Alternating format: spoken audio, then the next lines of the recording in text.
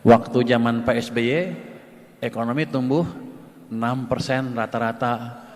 Pada waktu zaman Pak Jokowi, 5%. Pada waktu zaman Pak SBY, dia tidak membangun infrastruktur besar-besaran. Waktu zaman apa bedanya zaman Pak Presiden Jokowi dengan zaman Pak Presiden SBY?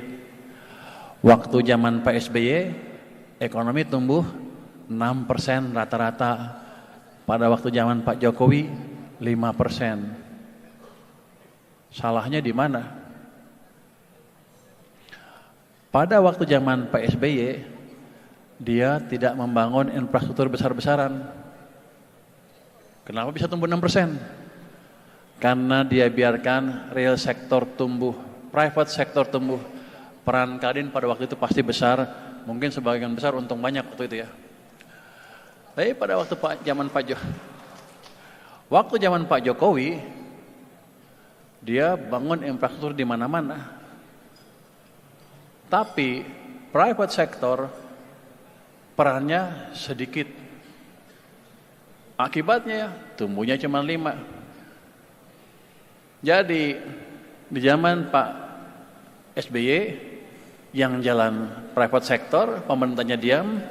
Di zaman Pak Jokowi, pemerintah jalan, private sektornya relatif diam. Yang private hasilnya 6%, yang government hasilnya 5%. Jadi kalau sekarang saya hidupkan dua-dua mesin ekonomi, government dan private sector, 6,5 enggak susah-susah amat. Saudara kan bertanya, tahu dari mana Purbaya bahwa waktu zaman Pak SBY yang jalan private sector? Kalau pembangunan infrastruktur kan udah clear, nggak kemana-mana waktu itu ya. Saya lihat dari sini, balik ke tadi gambar uang tadi. Gambar uang tadi bisa menjelaskan apa yang terjadi di perekonomian Indonesia dengan cukup detail. Kalau ekonominya pada pinter, cuman yang pinter cuman gua kayaknya.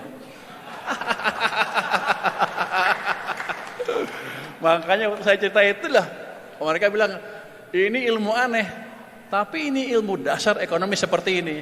Jadi ekonomi yang betul ya yang seperti ini, yang lain salah semua.